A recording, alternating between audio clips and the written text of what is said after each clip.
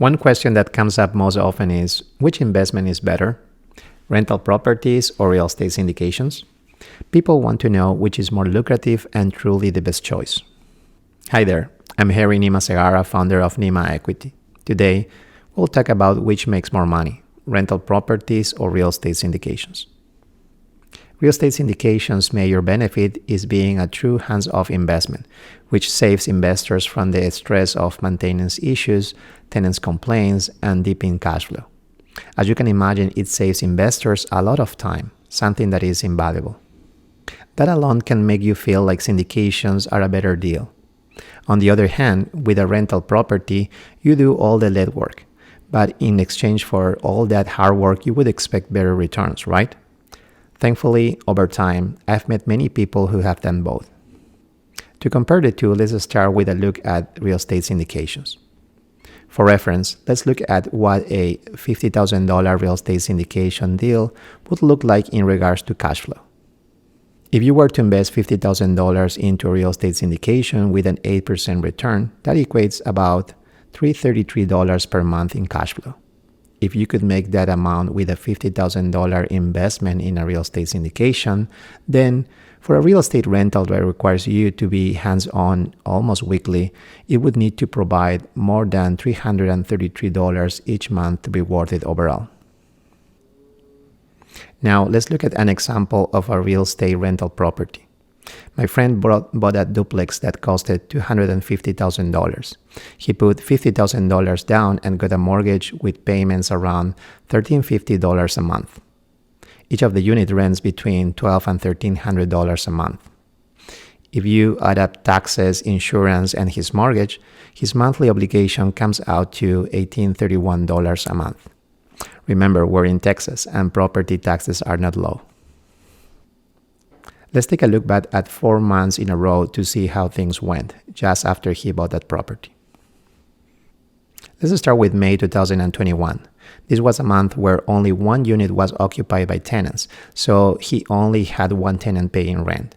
May's expenses included the regular management fees, utility fees, plus an electrical repair. He was in the hole, negative for the month of May, as only one unit was occupied. In June 2021, the 2 units were occupied, but one didn't pay rent. Expenses for that month included management fees, HVAC service fees, and utility fees, which total $860. He was in negative for that month too. This means for the month of May and June 2021, he actually lost money in his rental property. Next month, July 2021, fortunately, all 2 tenants paid rent, which brought in $2,590. The expenses were about the same, which brings his net operating income down to $1,966. After paying mortgage, taxes, and insurance of $1,831, the cash flow was $135. Finally, let's look at August 2021. The 2 units were full and both tenants paid their rent. This month, he had minimal maintenance issues, so the income of $2,590 resulted in $286 of positive cash flow after all expenses and the mortgage payment. $286 is great. So what's the overall review of the rental property investment? His investment of $50,000 on a rental property yielded cash flow of $286 in August, $135 in July, but was negative in May and June. The overall result of those 4 months was a cash flow of just $80 per month. You read that right, about $80 per month.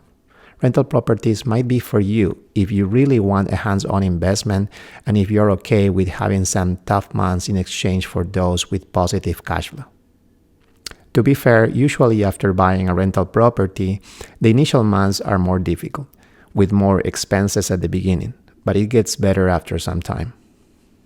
You'll just have to do everything in your power to ensure most of the months are positive to make it worth it long term. So which is better? There's no right answer for everyone. My friend still invests in both types of properties, and his duplex is more stable now and cash flowing almost every month. Honestly, there's value in both. Rental real estate does have a potential for greater income if you have a fully occupied property with low maintenance costs and tenants that pay rent on time. There's not such thing as maintenance-free property though, and to boost rental rates, you will want to do some improvements here and there. If you want a no-fuss investment with consistent cash flow and don't want to deal with tenants, toilets, or termites, then real estate syndications might be your best bet. So I invite you to join the NEMA Equity Doctors Investing Club today. You will find the link down below in the description. And finally, if you like this video, hit that like button below, share with a friend, and be sure to subscribe. I'm Harry Nima Segara with NEMA Equity. Thank you so much for watching.